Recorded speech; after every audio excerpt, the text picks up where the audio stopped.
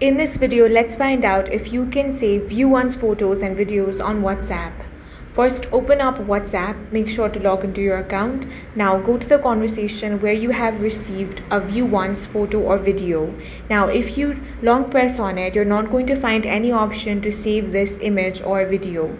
That is because view once media is designed to disappear after it has been opened. WhatsApp does not provide an official option to save, forward, export, or download these photos and videos. If you receive a view once photo or video that you want to keep, the best option is to ask the sender to send it as a regular photo or video instead of using the view once feature.